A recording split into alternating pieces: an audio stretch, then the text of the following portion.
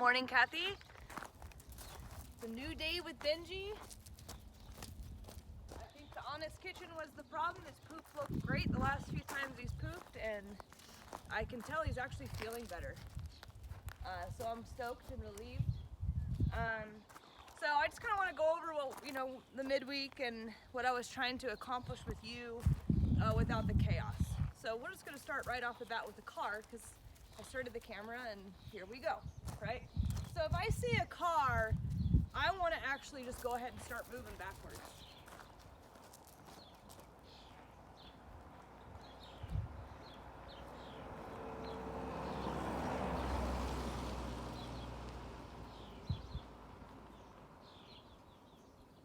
So, and I was saying, I want you to condition yourself to hear cars and see that they're there, and if you can do it before he does, the benefit is that we can hear it and he can't. So if you can actually anticipate that this is happening before he catches wind, you can be more proactive about it. Now, here's the thing.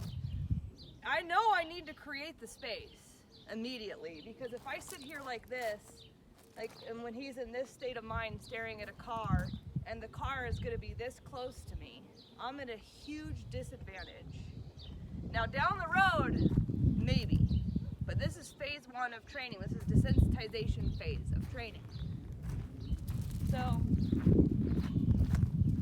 what I'll do when I see a car is, my first instinct, if I'm standing where I know that proximity is going to be close. So for instance, at the edge of your driveway, right?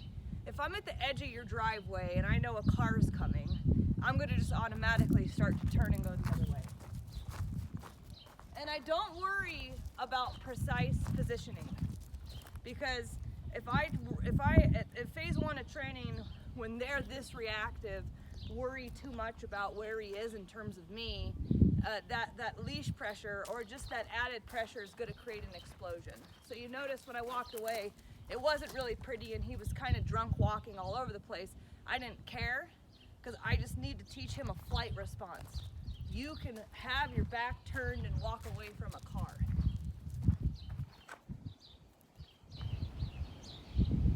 I'm just realizing I didn't sync up a speaker box for you, but oh well. We'll go over that more in depth.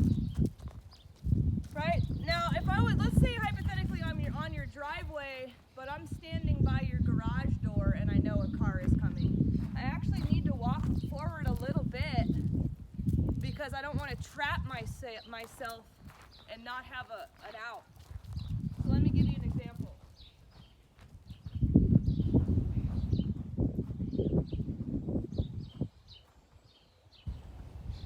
Let's say you're right here in your driveway, and then a car's coming, you can hear it. I'm actually going to do this a little bit.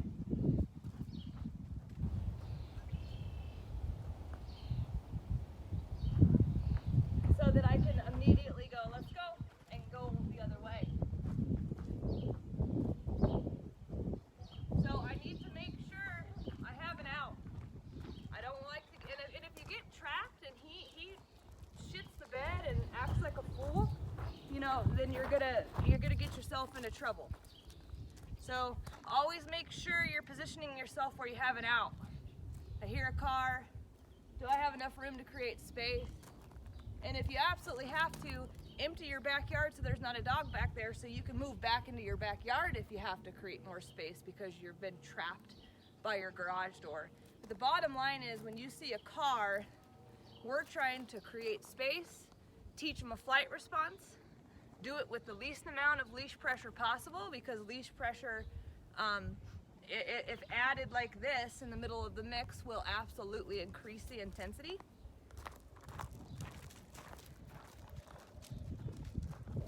And then, I'm hoping by the time he goes home, I'll be to phase 2 or 3 of training, which is where we can just ignore the cars and go about our merry way. But regardless, when he comes home, he's not going to be like that with you. It's very obvious that you're associated with this state of mind now. So because you're associated with it, he's had so many explosions with you. Dogs just naturally, they start when you're around, I'm gonna revert back, right? So you kind of have to still know how to handle it, even if by the time he goes home, he's over it here. He might not be over at your house. So that kind of gives you an idea of what I was trying to create when a lot of clients, the concept of long line work and what we're trying to achieve is quite complex. So a lot of people, it's too much to explain why, especially when a dog is explosive. And so I'm just walking you through the steps. Okay, there's a car, let's go this way. I got a car.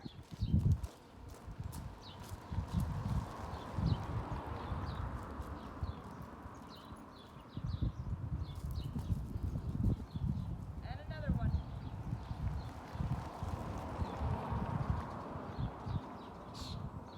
So what you're seeing is not the most perfect.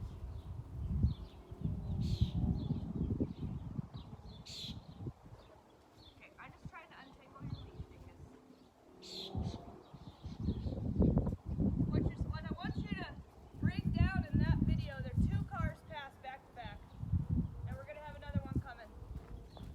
Now he's getting amped. I can feel it. I'm gonna get myself trapped. Oh, that car's not driving by.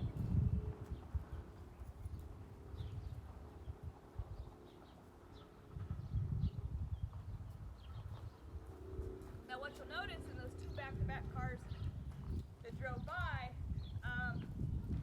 I didn't add any leash pressure. I kind of went to the end of my line, but I didn't do so where I could create pressure. And the reason why is because it is related to his reactivity. So if I actually add leash pressure in that scenario, he's more likely to explode.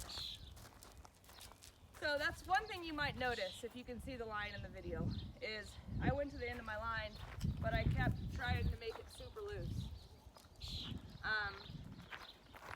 The other thing you'll notice in the video is that he turned off the car and came back to me. So I'm not adding any leash pressure. There's no incentive for him to get aggro. And he's going, oh yeah, I don't have to do this. It's stressful as hell, and it makes me feel like shit. I can go back to this handler over here who keeps showing me I have an option of a flight response. I hear a car. I'm gonna go this way. Let's go.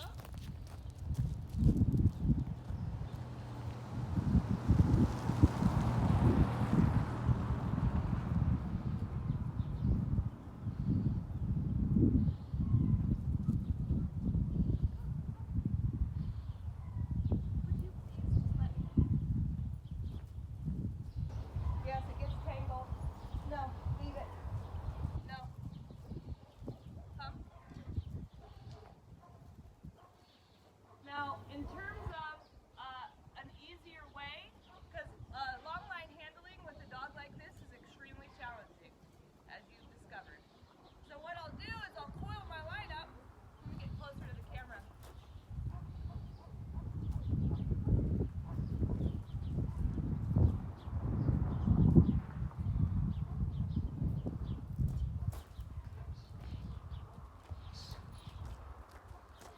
Alright, so I'll coil my line up. This is great for whenever you see anything that he's extremely reactive towards. Okay, so I got my line, right? It's all coiled. What I'm going to do is I'm going to grab this chunk right here and keep the handle in my hand. I'm going to grab this extra chunk. I hear a car. I get ready. I go, let's go. Come. Here. Alright, I get ready. And when I notice that he fixates on the car, I go, and I drop it. And I don't really give a shit about tangle. A lot of people are obsessed with it. I try to fix it when the moment's passed, as you can see. But in that moment, what I'm trying to do is eliminate all factors that could contribute to the leash reactivity. And the leash pressure is one of them, right? So I grab my chunk. You know, you might even just get into a habit of coiling your line up and holding this in your hand for these moments, just as a automatic response. And you'll notice the other thing that I'm going to emphasize a lot with you is how loose my leash is otherwise. Look at that dip in that line. So I'm holding it like this, and I'm moving around, but I'm not doing this. Right? That's one thing that you weren't terrible at. Actually, I could tell you were better, but there was still way more leash pressure than I would have applied. And the thing is he escalated. So eventually, when they escalate, we have a tendency to want to do that to control them better. But in his case, it's a fine line between leash pressure to get him in under control, and then a really, really, like, leash pressure, control, really big release. So that I'm not forcing him there and making him get more explosive, you see? So that's kind of my spiel on how to handle, like, if you see a car or a dog or something. But right now, you're gonna need to make sure you set up your environment so that you have lots of space, so that you can create an out, so that you can teach him flight. Now, if he does explode, this is the part I didn't go over with you yesterday, but he was more reactive yesterday as a result of the midweek. So it bled into yesterday. And it's been consistent since day one that constant leash pressure with the e-collar even layered over the top of it doesn't have a lot of influence over his brain. And then once he escalates, he's gone. He's almost impossible.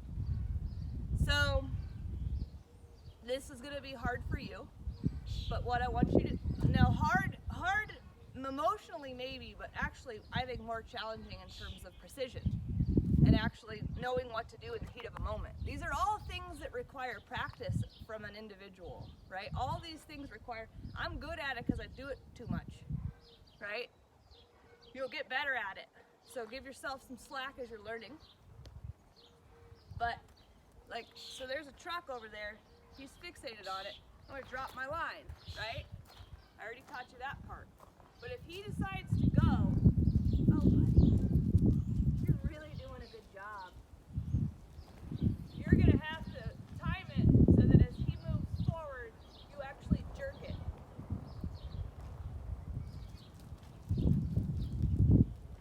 So, I don't really need to do it to him right now because he's being really good. You are being really good. I'm gonna fix this while I'm at it. Yeah. I think we're bonding. So this is, I know this isn't the fairest thing to do to him, but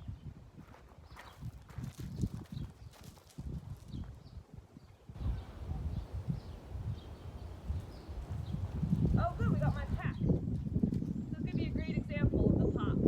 Make sure you're gonna be able to see this. Benji, come. I don't know why I talked to him. Like, talk about habit.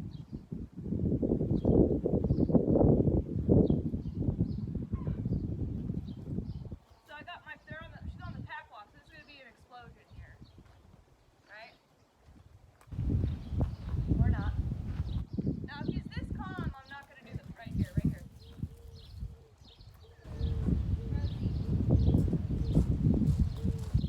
That growling. Alright, so if he's pretty mellow, we'll do a little leash pressure. But if he starts to and get real hyper, they actually pop. This is not a common practice of mine.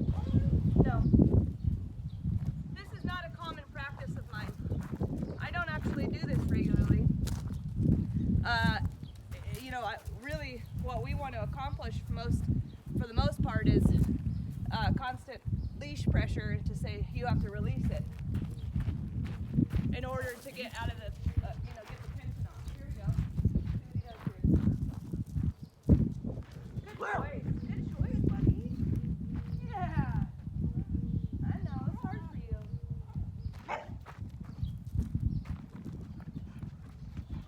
No? No. So, no.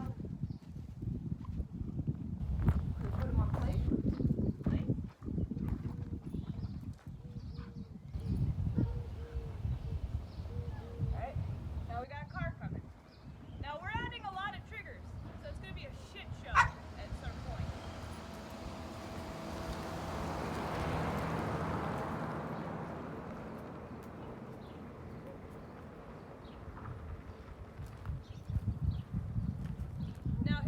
reactivity, the leash pressure, is so ingrained with reactivity now. Well, that's probably from, you know, the six homes that attempted to walk him. And no one knows how to use a leash. So everyone's walking around like this. Now, if I do this long enough with my pack out in the yard, you're gonna see an escalation. This is not a good conversation. This is not. So, unfortunately, the pop is not something that we actually practice on a regular basis with very many dogs in my whole career, honestly. But with him, it's actually one of the only things that work. So if you start to hear or any vocalization at all, or hyperactivity. Now, if you go back and you watch the first few cars that passed, he was pretty calm about it. And then he saw that pack and he got real hyperactive. That's anxiety. That anxiety is what creates the hyperactivity. This makes me anxious. I'm gonna explode, right? So when you see that extra momentum or vocalization, which is also an expression of anxiety, these things make him anxious. You need to actually set your line up for a pop. And this is firm. So it's not, you notice right? And he's really responsive to it. It's fantastic. So why not use what works? Now, the more movement I get from this guy, the more anxiety that's building. And if we add one trigger after the other, that's going to make him escalate. So, here are your options. One, if you notice the trigger's making him hyper, bring him back to you and make him sit. And then loosen your leash up so that he can absorb it. Absorb the calm. Or, let's go.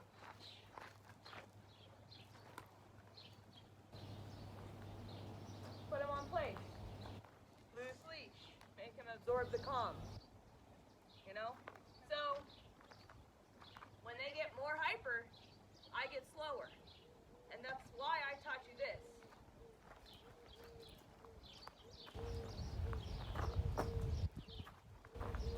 Right? Because I'm not using a lot of movement. And the slower I go with an anxious dog, the more I make their brain focus and work, the faster I go, the more hyper he gets. Hey buddy, thanks for showing me such concrete examples of why I'm doing what I'm doing. Huh? So, the more hyper he gets, the slower you need to go. And that's why I showed you a variety of things, right? We did basic walks until stimulus popped up. Then stimulus popped up and I said, all right, let's move to this.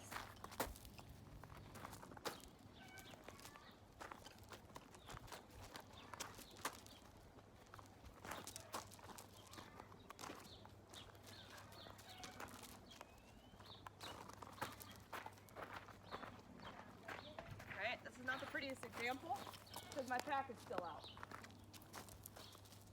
Good choice. So good. He just chose to remove himself from the dog running in my yard.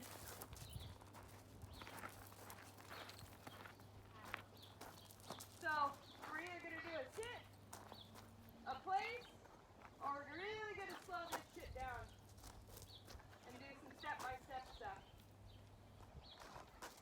Okay? Now I'm going to have to end on that because he's super worked up. Now, I'm going to give you a couple more pieces of advice. I do not sit them, place them, or do this baby step here bullshit if triggers continue to pile up. So I wouldn't do any of this if a car drove by.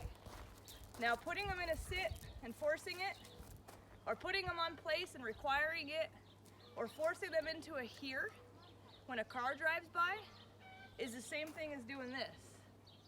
It's pressure. And that boxed in pressure makes him feel it like he wants to fight it. So, I'm telling you what to do if he gets too hyper, but if it gets to the point where it's an absolute shit show, because the triggers keep compiling on top of themselves to the point where you're overwhelmed, and all you want to do is this, because it seems to be the only thing that gives you any sense of control. That's when you actually need to either, like, you have a kind of a nice property set up. For me, if your property was mine, what I would do is I'd open that gate up so that I can go back behind your privacy fence and let him calm the fuck down. You know, this dog is completely visual in everything that he's doing, and so if you go into that backyard with that privacy fence and eliminate the visual of any potential trigger, you're actually going to prevent the hyperactivity and the anxiety, get it back down to a reasonable place, and then you can go back out front and start again.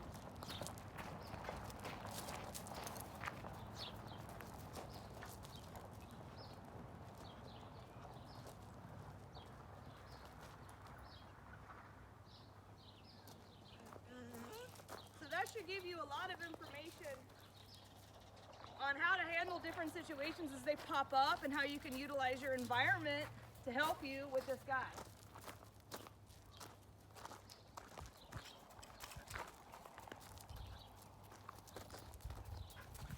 Now I noticed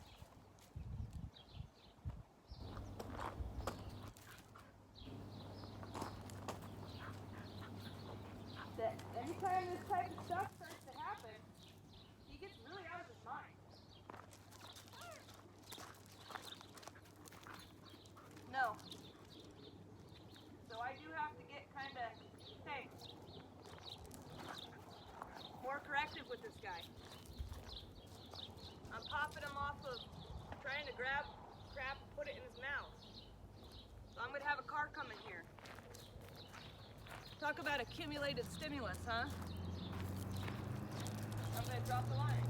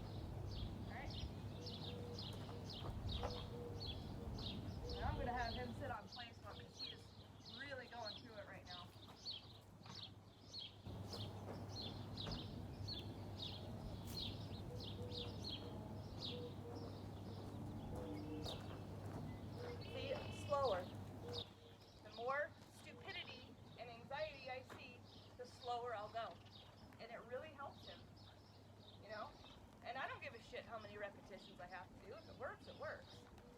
And he'll learn. He's smart, but anxiety is powerful. It'll make dogs lose it. I'm anxious. I don't know what I'm doing anymore, you know? So the anxiety is what prevents him from progressing. It's not for lack of intelligence. So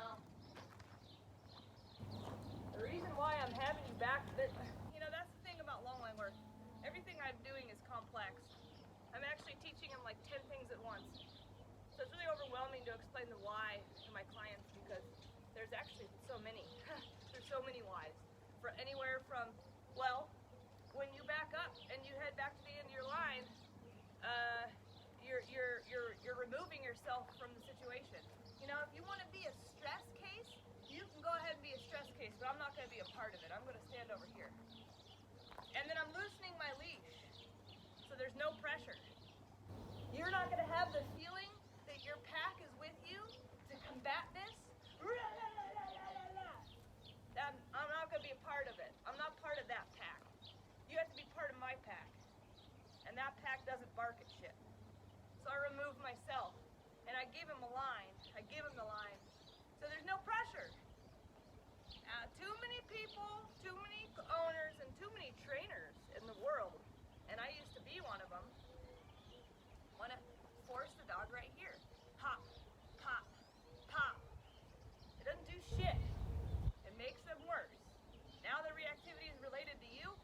leash pop. So I say, all right, let's skip the walk, let's skip forcing heel, and let's do some long line work. Let's get this dog's brain desensitized from this stimulus. I'm not going to be a part of it. Remove myself. I'm going to give you a lot of leash pressure. That way the leash pressure doesn't send you forward. And then perhaps the most important part of this is contrast building. So it feels like shit for a dog to act the way that he does. Can you imagine how that feels? It's anxiety ridden. He's coming from a nervous place. He acts like a fool. He builds adrenaline. It feels like shit. So I say, I don't want to be a part of that feeling. If you want to be a part of that feeling, I'm going to remove myself and walk 15 feet away from it because I don't want anything to do with it. And then when the dog comes back to me, I try to create a sense of calm. Right? So that's why I'm not going, good boy! I don't want to be related to excitement. Excitement's part of the issue. Right? I want him to feel calm around me.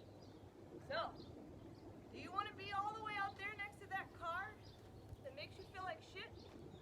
Or would you rather be next to me?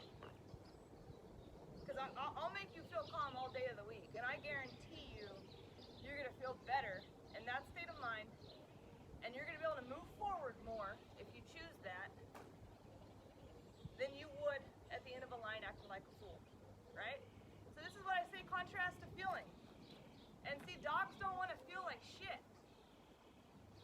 But they don't understand how to change the behavior because in his life, everyone kept moving forward and adding leash pressure. So he never had another choice, and that person is associated with the behavior now. So there's no contrast. No one can create contrast if they're sitting there in it, putting a bunch of leash pressure on the dog that's actually creating the problem. So this is so much why we do long line work. You want to stay out there where you feel stressed? Hey, I got all day, man. But if you stay right here, where you're going to feel calm, relaxed, advocated for, where I'm going to give you tons of direction and positive reinforcement when you do well, they're going to choose that eventually. And in that choice, it's going to help everyone move forward faster. So that's why I don't walk dogs like this. I need to desensitize them first so that they choose to walk in a heel with all this intense stimulation, and then I don't have to fight it anymore. I might have to redirect it sometimes. I'm not saying it's all over at that point, but at least I can get a walk in and not have to be on my edge like I would if I tried to walk this dog now, right? So hopefully that reason why, and I kind of explained the methodology, the mechanics behind what I was trying to teach you the other day, and then that's the why. You know, the why is I want him to feel a contrast of feeling. I want him to choose me over the stress. I want him to not feel a shit ton of pressure while he's doing it so that he's coming up with all these conclusions on his own. And if I feel at all like I'm making him escalate, I'm either going to create space and move away further and further and further and further away from the trigger so that the brain can decompress and calm down, or I'm going to really slow everything down, baby step every little thing so I don't add fuel to the fire. Slower when he's hyper, more space when he's worked up, remove his visual if it becomes too much. Try to keep a loose leash. Get out of his peripheral vision, right? I'm leaving him in the dust. I'm bailing on him. You want to go freaking run after that car? That's fine. But I don't even want you to see me because I'm not going to be a part of this. I'm going to get out of your peripheral vision. And you know what that makes dogs do? Where'd you go? What the hell? Don't leave me. Oh, hey, wait.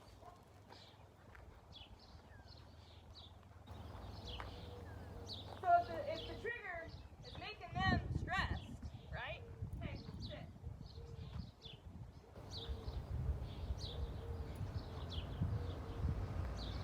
got a car coming.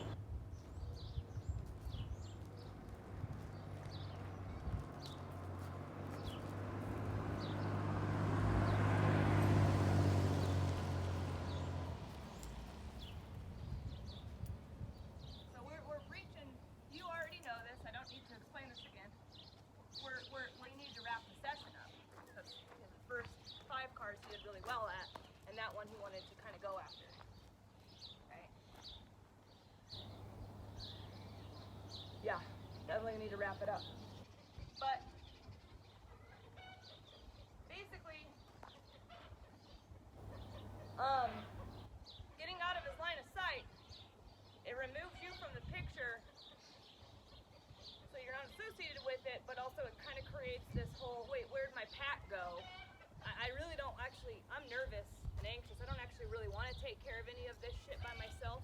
I feel more powerful and confident when someone's standing right next to me, adding a bunch of leash pressure. Where the hell did my pack go? So the brain starts to look for the person instead of the car, right? And that's pack drive versus this, which is prey drive. So all of this comes down to drives. Every single thing I'm teaching you today comes down to drives. Anytime I see him in prey drive, I am moving that brain. Huh? Why do I say things to him? Right? So prey drive. You know, if the prey drive is luring him out, I like to do that, you know, to do the bail thing. So if that's confusing for you, I understand, but why it would be, but really every time you know, when he goes into prey drive, it sends him into fight. So, you know, if I feel like, oh, you're in prey drive, you're fixating on the pack that's coming up, I know what happens next. I don't have to guess. You're gonna run at it. So if I actually see that high level of intensity happening, I can actually prevent it by being more prepared, having watched him and his intensity towards the situation. So, oh, there's the pack. I can tell he's really, really worked up. I'm gonna get behind him, give him a nice loose leash so he can make the right choice without me adding leash pressure to create the wrong choice.